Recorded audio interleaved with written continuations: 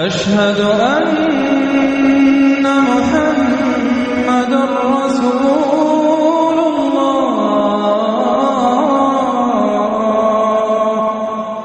اے نبی تم نے دیکھا اس شخص کو، اس کے حال پر غور کیا جس نے اپنی خواہش نفس کو اپنا الہ بنا لیا ہے؟ اللہ اکبر، الہ، لا الہ الا اللہ، کلمہ توحید کا مرکزی لفظ یہاں آ رہا ہے۔ من اتخذ الہہ ہواہ، جس نے اپنی خواہش نفس کو اپنا معبود بنا لیا، الہ بنا لیا۔ افانت تکون علیہ وکیلا، کیا آپ ایسے شخص کی کوئی ذمہ داری لے سکتے ہیں؟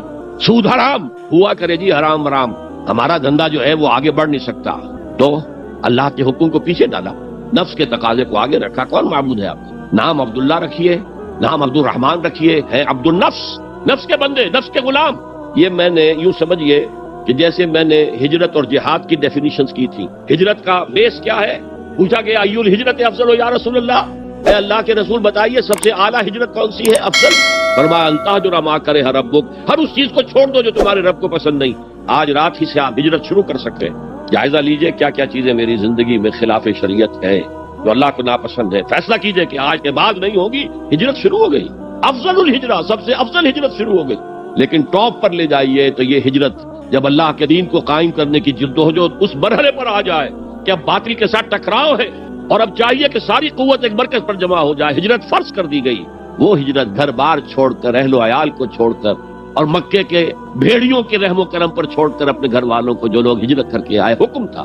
ہجرت مدینہ فرض تھی، ہجرت حبشہ فرض نہیں تھی، صرف اجازت تھی کہ جن سے سختیاں نہیں جھیلی جا رہی مزید وہ چلے جائیں۔ تو ہجرت کا یہ ابتدائی نقطہ، انتہا یہ۔ جہاد، المجاہد من جاہد نفسہ، جہاد تو یہاں سے شروع ہو گیا، اپنے نفس کے خلاف جہاد کرنا۔ صبح نفس نے کہا ابھی سو جاؤ، آپ نے نفس کی بات کو رد کیا، اپنا کمبل اٹھا کے پھینکا، اٹھے، وضو کیا، نماز کے لیے آپ مسجد چل دیے، آپ نے جہاد کیا نفس کے خلاف۔ یہ افضل الجہاد ہے، اور سب سے چوٹی اوپر یہ ہے کہ جب وہ حق و باطل کی جنگ ہو تو جان ہتھیلی پر رکھ کر میدان میں حاضر ہو جاؤ۔ اسی طرح یہ جو شرک فی الاطاعت ہے، میں نے آپ کو اس کی ابتدا بھی بتا دی انفرادی سطح پر۔ افرأیت من اتخذ الہہ ہواہ افانت تکون علیہ وکیلا، کیا تم نے غور کیا اس شخص کی حالت پر جس نے اپنی خواہش نفس کو اپنا معبود بنا لیا، الہ بنا لیا، کہہ رہا ہے لا الہ الا اللہ، لا الہ الا اللہ، لیکن الہ تو اس کا نفس ہے۔ اب اس کو انتہا پر لے جائیے۔ عہد حاضر کا سب سے بڑا شرک، سب سے بڑا شرک، سب سے بڑا شرک عوامی حاکمیت کا تصور ہے۔ حاکم اللہ کے سوا کوئی نہیں، ان الحکم الا للہ۔ ظاہر بات ہے فرعون نے اگر دعویٰ کیا تھا میں تمہارا خدا ہوں، انا ربکم الاعلی، تو کیا اس کا مطلب یہ تھا کائنات میں نے پیدا کی ہے، تمہیں میں نے پیدا کیا؟ ذرا سوچیے، کیا وہ بزرگ موجود نہیں ہوں گے جنہوں نے اسے دیکھا ہو کہ آج اس کی ولادت ہوئی تھی، کل اس کی کوئی اور سیریمنی ہوئی تھی؟ یہ کیسے دعویٰ کیا تھا؟ میرا حکم چلے گا، میں نہیں جانتا، علیہ سلیم ملک مصر کی حکومت میری ہے کہ نہیں؟ یہ دعویٰ تھا، یہ خدائی کا دعویٰ۔ کسی زمانے میں وہ فرد ہوتے تھے، نمرود ہوتے تھے، نماردہ، فراعنہ۔ جمال عبد الناصر نے نعرہ لگایا تھا نحن ابناء الفراعنہ، بڑے فخر کے ساتھ، ہم فرعونوں کی اولاد۔ اور صدام نے لگایا تھا نعرہ نحن ابناء النماردہ، ہم نمرودوں کی اولاد۔ عراق کے بادشاہوں کا لقب نمرود تھا اور مصر کے بادشاہ فراعنہ تھے، فرعون تھے۔ زمانے کا جب ارتقاء ہوا ہے اور اس میں فیصلہ کن کام جو ہے وہ حضور نے صلی اللہ علیہ وسلم، جب حضور کی حیات طیبہ کے بعد خلافت انفرادی سے اجتماعی ہو گئی۔ جب تک نبوت جاری تھی نبی ہی خلیفہ ہوتا تھا، اللہ اس کی ہاٹ لائن اللہ کے ساتھ وحی کی لگی ہوئی ہے، ادھر سے حکم آتا ہے وہ امپلیمنٹ کرتا ہے، جہاں اس کا حکم نہیں ہے وہ اپنا بیسٹ ججمنٹ استعمال کر کے فیصلہ کرتا ہے۔ یہی ہے وائس جیرنسی، یہی ہے خلافت، ایسنس آف خلافت یہی ہے۔ جیسے وائس رائے دلی میں ہوتا تھا، ہمارا بادشاہ یا ملکہ تو انگلستان میں ہوتے تھے، اب جو ہز میجسٹیز گورنمنٹ یا ہر میجسٹیز گورنمنٹ سے حکم آیا، وائس رائے اس میں کوئی تغیر و تبدل نہیں کر سکتا، he has to implement it as such. جہاں کوئی حکم نہیں ہے تو وہ مقام پر بیٹھا ہے، آن دی اسپاٹ ہے، حالات کو دیکھے اور جو مملکت اور کنگڈم کی مصلحت میں سب سے بہتر نظر آئے وہ فیصلہ کر لیں۔ لیکن حضور پر نبوت ختم تو خلافت کلیکٹیو ہو گئی، خلافت المسلمین۔ اگرچہ شروع میں امیر المومنین کہا جاتا تھا، کچھ عرصے کے بعد خلیفت المسلمین، یہ اصطلاح جو ہے وہ عام۔ اسی طرح انفرادی ملوکیت کی بجائے اجتماعی ملوکیت کا تصور جو ہے شیطان نے پٹی پڑھائی۔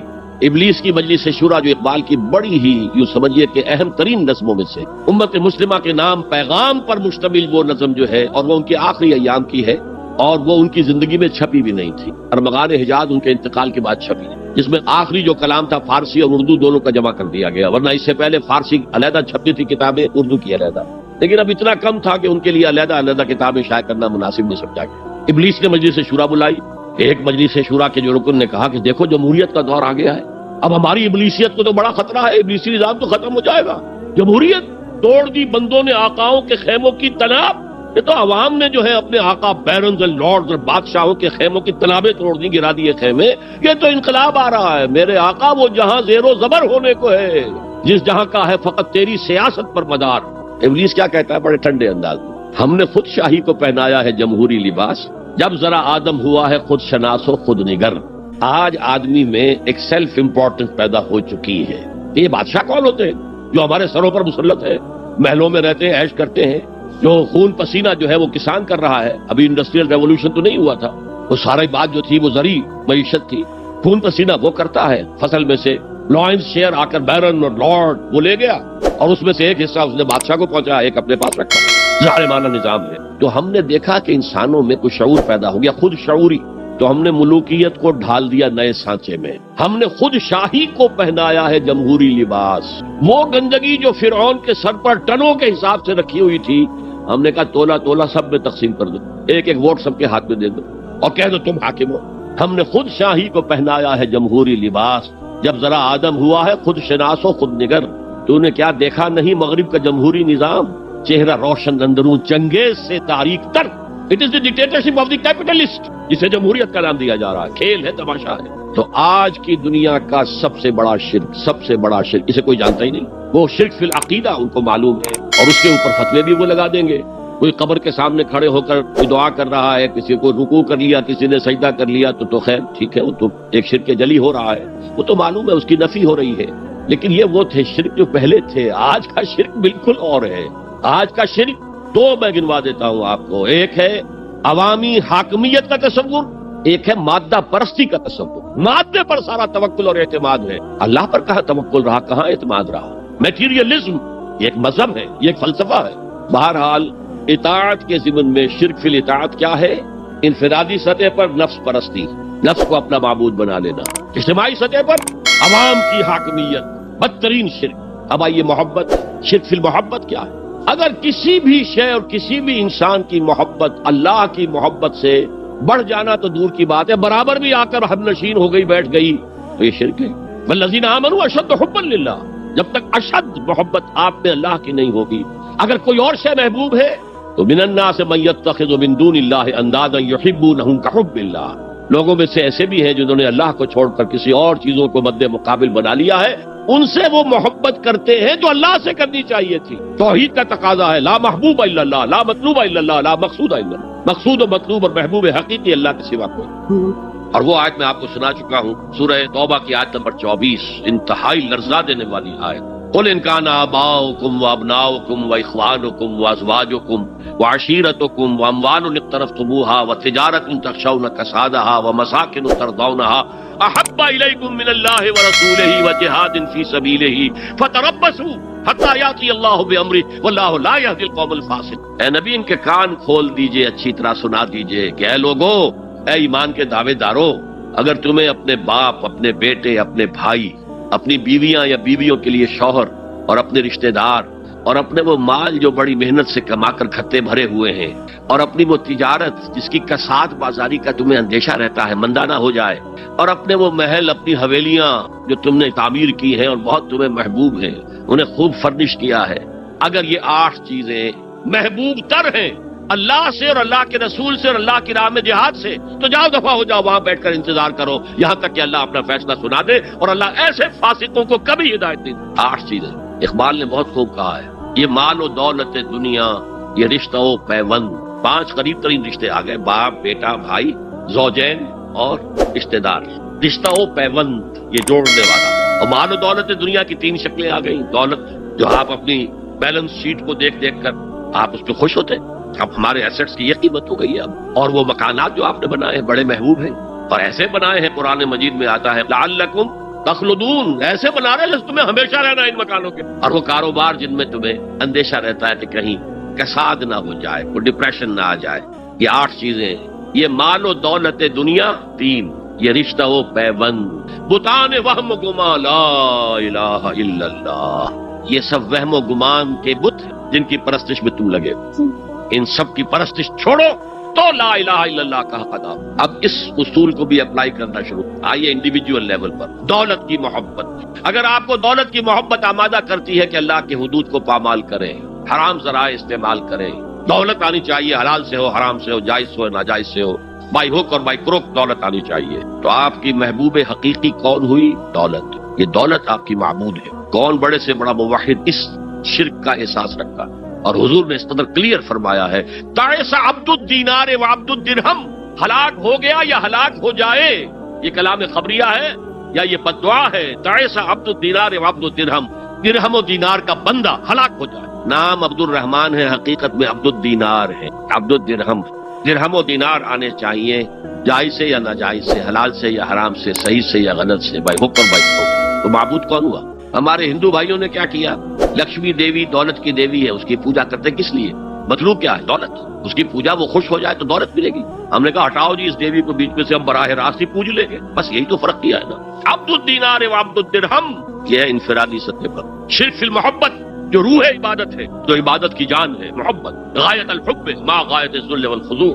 اور ٹاپ پر لے آئیے، آج کی دنیا اجتماعیت کے میدان میں، اگرچہ اب زمانہ بدل رہا ہے، لیکن تقریباً 1 صدی سے نیشن سٹیٹس، وطن کی بنیاد پر قومیت، وطن محبوب ترین شے، جو شے میرے وطن کے لیے صحیح ہے وہ میں کروں گا، چاہے وہ غلط ہو، وہ حرام ہو، اللہ کے قانون کے خلاف ہو، لیکن میرے وطن کے لیے ہوگا۔ وطن زندہ باد، یہ وطن پرستی۔ اس وطن پرستی کے مذہب کی ایک نماز بھی ہے، ترانہ ہو رہا ہے تو کھڑے ہو جا، قنوت، کھڑے ہو جانا عبادت کا حصہ، اس کا جھنڈا سلامی دو۔ یہ وطن کے معبود کے ریچولز، مذہب وطنیت۔ اسی لیے اقبال نے کہا تھا، اس کو سمجھا نہیں کسی نے، اس دور میں میں اور ہے، جام اور ہے، جم اور، ساقی نے بنا کی روش لطف و ستم اور، تہذیب کے آزر نے ترشوائے صنم اور۔ آج کا صنم، آج کا بت کون ہے؟ تہذیب کے آزر نے ترشوائے صنم اور، مسلم نے بھی تعمیر کیا اپنا حرم اور۔ ان تازہ خداؤں میں بڑا سب سے وطن ہے، جو پیرہن اس کا ہے وہ مذہب کا کفن۔ خدا پرستی، یہ وطن کی لکیر سے تم اور ہو گئے، میں اور ہو گیا۔ لکیر انسانیت منقسم، جو تمہارے وطن کے لیے ٹھیک ہے وہ تم کرو گے چاہے وہ اخلاقاً غلط، اور جو میرے وطن کے لیے ٹھیک ہے وہ میں کروں گا چاہے اخلاقاً غلط۔ یہ کون سا دین ہے؟ یہاں تو وطن تمہارا معبود بن۔ پاکستان میں بڑا شور اٹھا تھا جب میں نے کہا تھا کہ جھنڈے کو سلامی دینا شرک ہے اور ترانے کے وقت کھڑا ہو جانا شرک ہے۔ اور میں کبھی بھی تقریبات میں جاتا ہوں، اقبال ڈے ہو رہا ہے، کچھ اور ہو رہا ہے، میں ان تقریبات کا مقرر نہیں ہوں، لیکن جب بہت زور دیتے چلا جاتا ہوں، لیکن وہاں ترانہ پڑا جاتا ہے میں بیٹھا رہتا ہوں، میں کھڑا نہیں ہوتا، اور اس پر چیمیں گوئیاں ہوتی ہیں اخبارات کے اندر۔ لیکن میرے نزدیک یہ وطن کی نماز پڑھ رہے ہو تمہارا یہ قنوت اور وطن کا ترانہ، اس میں حمد ہو رہی ہے وطن کی، یہ کیا ہے؟ آج کے اور کا شرک فی المحبت۔ آگے چلیے، شرک فی الدعا، کسی کو مت پکارو کسی مدد کے لیے سوائے اللہ۔ وَأَنَّ الْمَسَاجِدَ لِلَّهِ فَلَا تَدْعُوا مَعَ اللَّهِ أَحَدًا، اللہ کے ساتھ، یعنی ایک تو یہ کہ اللہ کو چھوڑ کر کسی کو پکارنا، ایک ہے اللہ کے ساتھ پکارنا، اللہ کو بھی پکارنا، اوروں کو بھی پکارنا۔ بدترین شرک ہے دعا اللہ کے لیے، ندا اللہ کے لیے۔ اس کا بھی ذرا میں تجزیہ کر دوں گا۔ دیکھیے، ایک ہے عام مادی قوانین دنیا کے جو ہے اس کے تحت کسی سے مدد چاہنا، بھائی ذرا مجھے پانی پلا دینا، یہ بھی آپ نے مدد چاہیے ہے نا۔ حضور کے بارے میں تو آیا ہے کہ آپ اتنے خوددار تھے صلی اللہ علیہ وسلم کہ اگر سواری پر ہوتے تھے اور آپ کا کوڑا نیچے گر جاتا تھا تو کسی سے یہ نہیں کہتے تھے کہ یہ کوڑا مجھے اٹھا کے دے دو، بلکہ خود سواری سے اتر کر کوڑا اٹھا۔ تو یہ جو قانون مادی ہے اس کے تحت مدد مانگنا کوئی بری بات نہیں ہے، کوئی غلط بات نہیں۔ ماورائی اعتبار سے، غیبی اعتبار سے کسی سے مدد مانگنا کسے باشد کوئی ہو، شرک فی الدعا۔ ان المساجد للہ فلا تدعوا مع اللہ۔ ایک ہے استعارتاً اقبال کہتا ہے ہمالا اے فصیل کشور ہندوستان، تو یہ خطاب بالکل ایک استعارہ سا ہے۔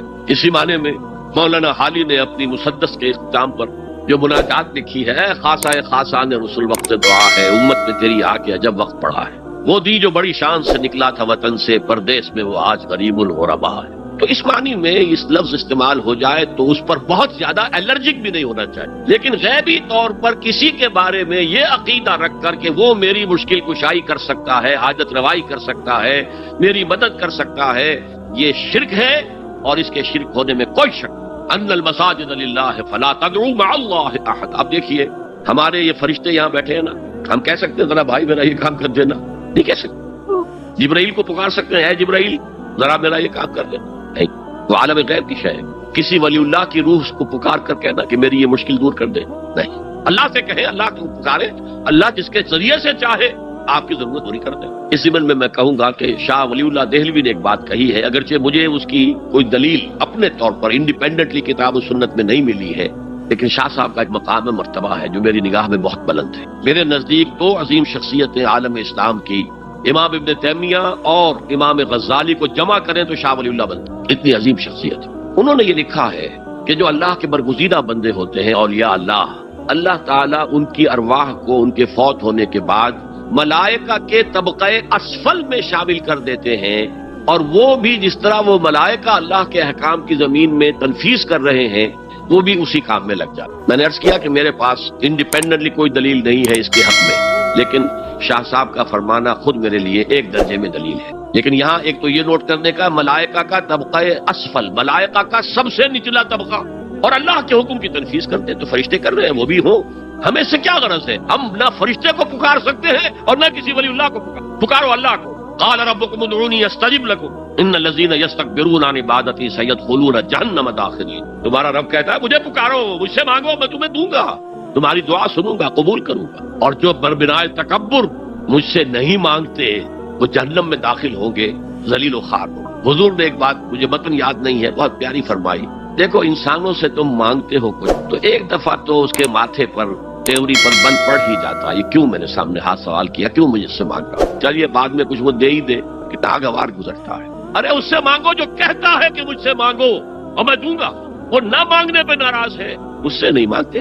رات کے آخری ساعتوں میں، یا جسے آپ کہتے ہیں the small hours of the morning، حدیث میں آتا اللہ نزول اجلال فرماتے، جس کو ہم نہیں جانتے کیسے نزول ہوتا، ذات باری تعالیٰ اس کے متعلقات کے بارے میں جو بات آگے قرآن میں حدیث میں وہ ہم مانتے ہیں، کیسا یہ ہم نہیں جانتے، اس کا ہاتھ ہے کیسا ہم نہیں جانتے، اس کا چہرہ ہے کیسا ہم نہیں جانتے، اس کی ساق ہے، اس کی پنڈلی ہے کیسی ہم نہیں جانتے، وہ سنتا ہے کیسے سنتا ہے ہم نہیں جانتے، کیا اس کے کان ہے، کیا اسے بھی ساؤنڈ ویوز کی ضرورت ہے سننے کے لیے، وہ دیکھتا ہے کیسے دیکھتا ہے ہم نہیں جانتے، وہ اترتا ہے کیسے اترتا ہے ہم نہیں جانتے، جو قرآن میں آگے حدیث میں آگے مان لیجئے بس، باقی یہ متشابہات میں سے ہے، اس کی کھود پرید میں پڑو گے تو فتنے میں مبتلا ہو جاؤ، ابتغاء الفتنۃ وابتغاء تاویلہ۔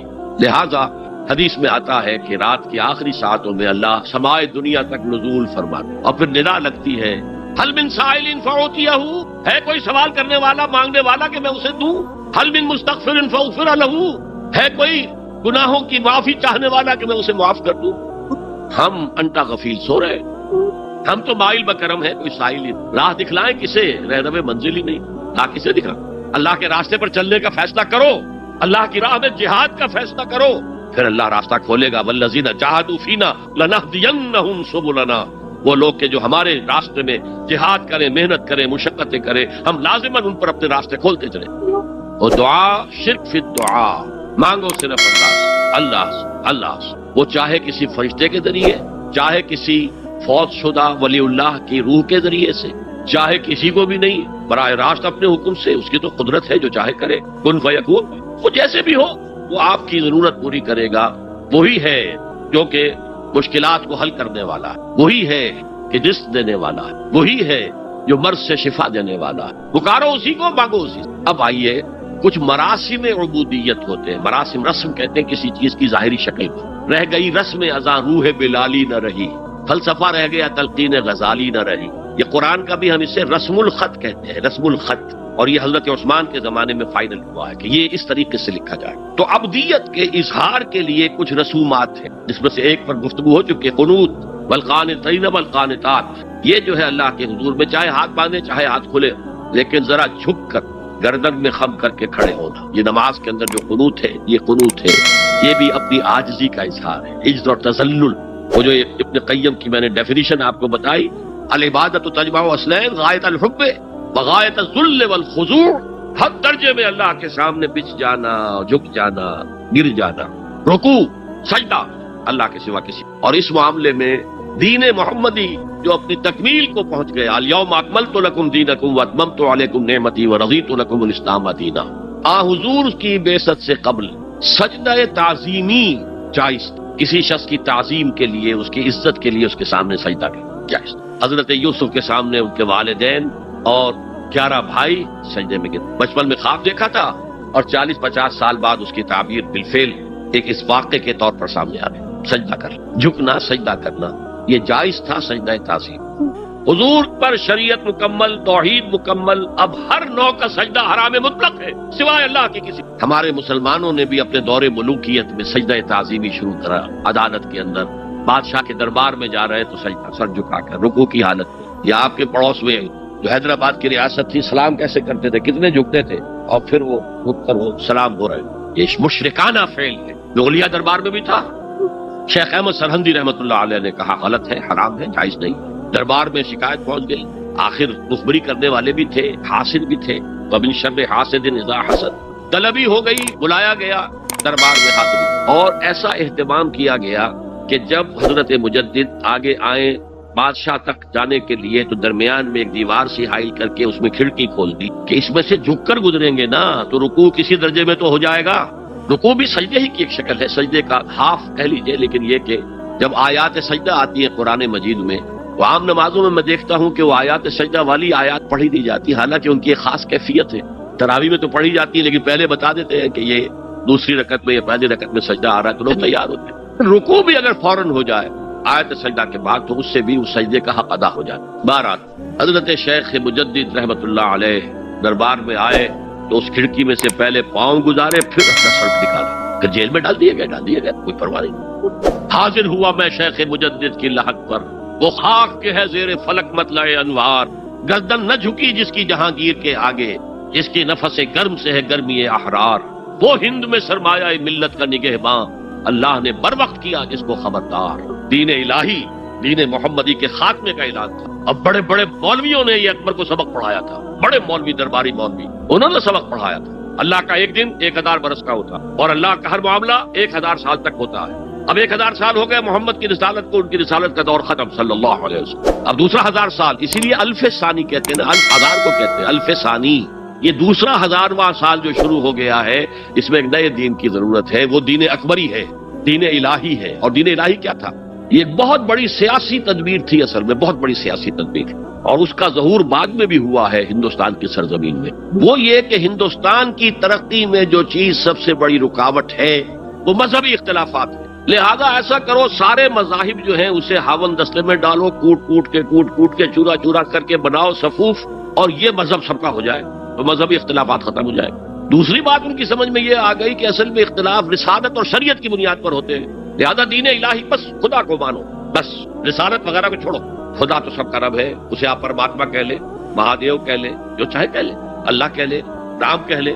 قل ادعوا اللہ والرحمن ایما تدعوا فلہ الاسماء الحسنی. قرآن کہتا ہے تم اللہ کہہ کر پکار لو یا رحمان کہہ کر پکار لو، جس کو بھی تم پکار رہے ہو یہ جان لو کہ تمام اچھے نام اسی کے. یہ فلسفہ تھا بہت گہرا. وہ جاہل تھا، ان پڑھ تھا، لیکن بہت بڑا سیاستدان تھا اکبر، اس میں کوئی شک نہیں. لیکن یہ کہ اگر ایک حکومت، اور جو سب سے بڑا مغل اعظم جس کو کہتے ہیں، اس کے زمانے میں مسلمانان ہند جو ہے سیاسی اعتبار سے اپنے عروج پر تھے، لیکن دینی اعتبار سے پاتال کا معاملہ، دین محمدی ختم.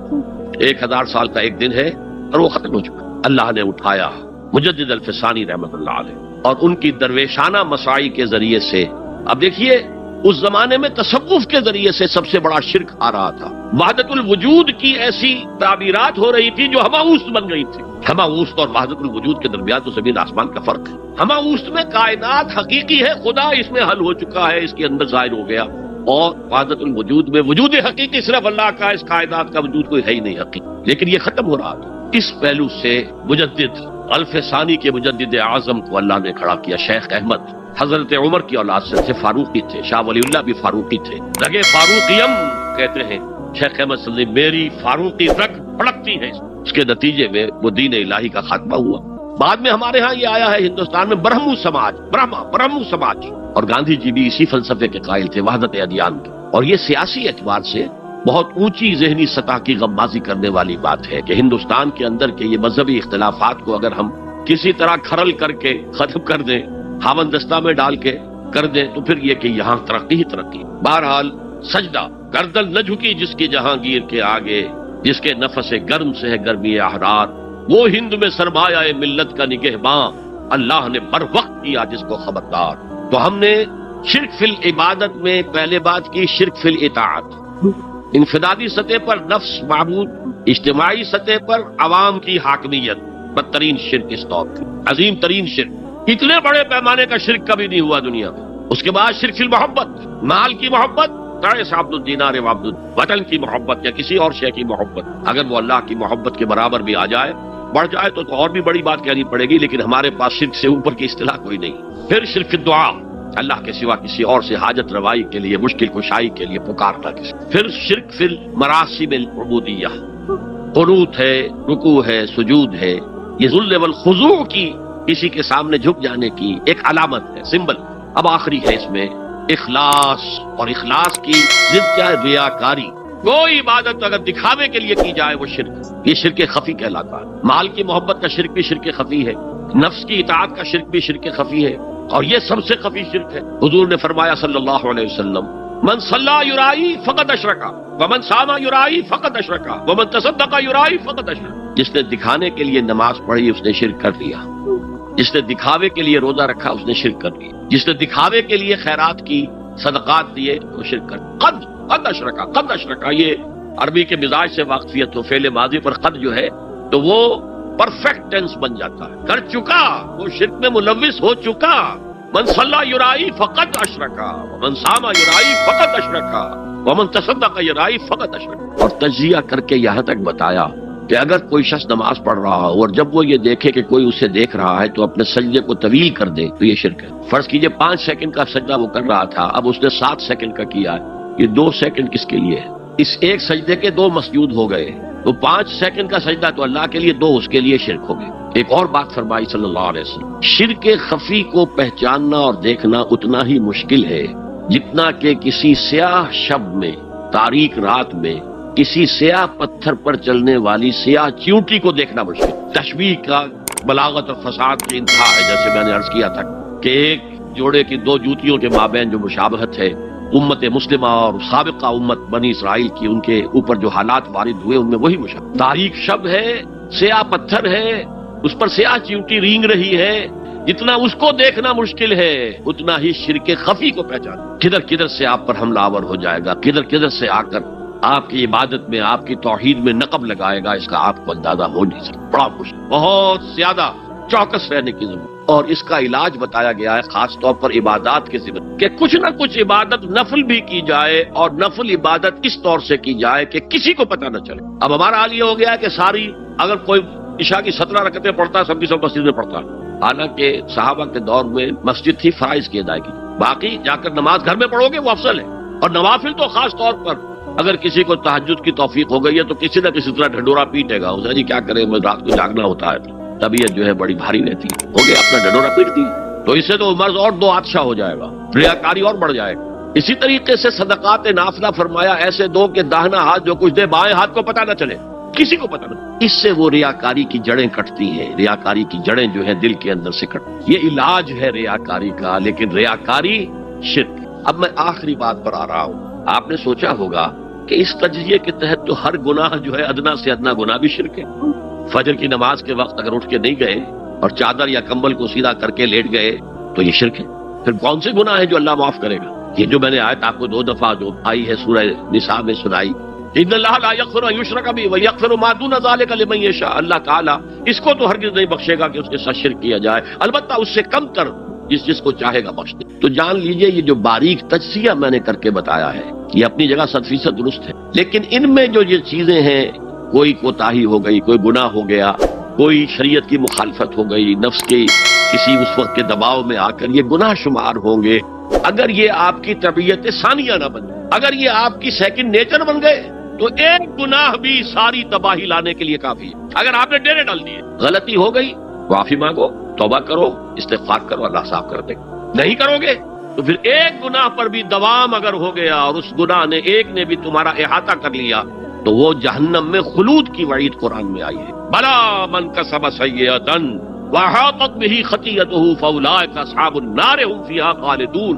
جو نہیں جس نے کوئی ایک بھی بڑا گناہ، چھوٹا نہیں، یہ چھوٹے چھوٹے گناہ جو ہوتے رہتے ہیں، گناہ کبیرہ لمم جن کو کہا گیا ہے، اس کی اللہ تعالیٰ کے ہاں پکڑ نہیں ہے، بلکہ وضو کرتے ہیں تو ہاتھوں کے اس طرح کے گناہ وہ دھل جاتے ہیں، آنکھوں کے گناہ دھل جاتے ہیں۔ گناہ کبیرہ اگر ایک بھی کریا اور مستقل کیا اور اس پر ڈیرے ڈال دی اور وہ آپ کا احاطہ کر، آج کے دور میں سود کا نظام، سودی کاروبار، وہ تو آپ کا احاطہ کر گیا، آپ کے پورے وجود کا احاطہ کر۔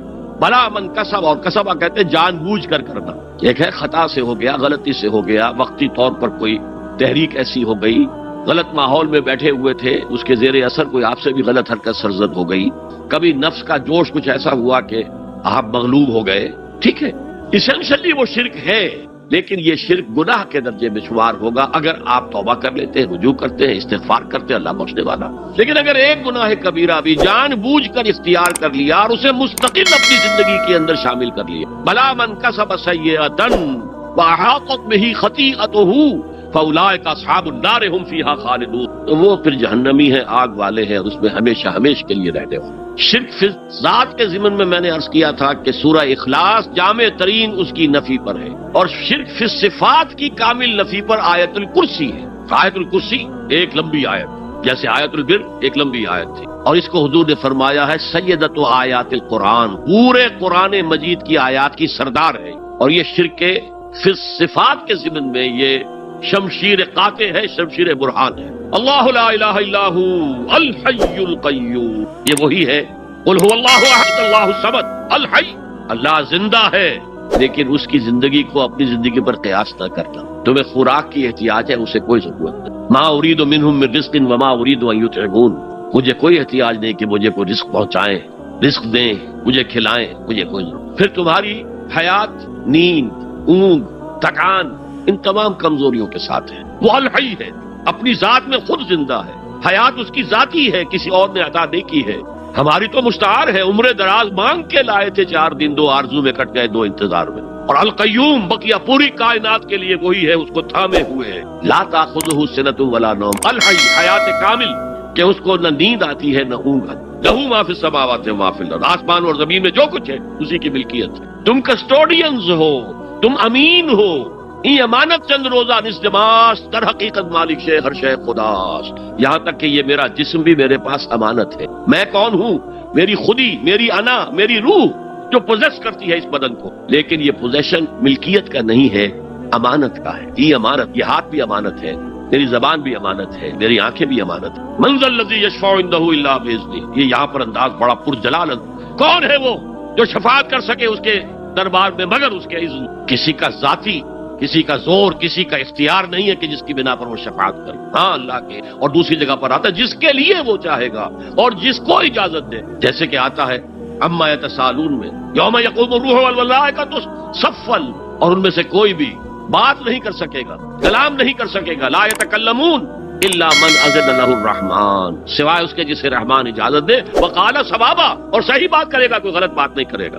یعلم ما بین ایدیہم وما خلفہم ولا یحیطون بشیء من علمہ الا بما شاء، وہ تو جانتا ہے جو کچھ بھی ان کے سامنے ہے اور ان کے پیچھے ہے، اور یہ کوئی احاطہ نہیں کر سکتا مخلوقات میں سے اس کے علم میں سے کسی کا بھی سوائے اس کے جو وہ خود چاہے. یہاں بڑے ہی لطیف انداز میں شفاعت باطلہ کے تصور کی نفی ہو گئی. دیکھیے آپ کہیں جا کر کسی مجسٹریٹ سے سفارش کرتے ہیں تو کیا کہتے ہیں؟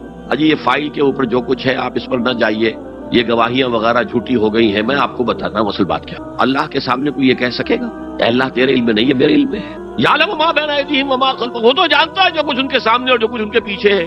ولا یحیطون بشیء من علمہ الا بما شاء، اور ان میں سے کوئی بھی، جیسے کہ میں ابھی بتا چکا ہوں، بریلوی مکتب فکر بھی کہہ رہا ہے کہ اللہ کا دیا ہوا علم ہے، محمد رسول اللہ کا جتنا ہے، لا محدود نہیں ہے، محدود ہے، قدیم نہیں ہے، حادث ہے. تو جتنا اللہ چاہتا جس کے لیے جتنا چاہتا ہے، لیکن اس کے علم میں سے احاطہ نہیں کر سکتا کوئی مگر جو وہ چاہے. وسع کرسیہ السماوات والارض، اس کا اقتدار چھایا ہوا ہے، مستولی ہے، آسمانوں پر بھی اور زمین پر بھی. ولا یؤودہ حفظہما، اور اسے عاجز نہیں کر سکتی ان دونوں کی حفاظت. قیوم وہی ہے، صمد وہی ہے، لیکن اس سے کوئی تکان تاری نہیں ہوتی، عاجز نہیں.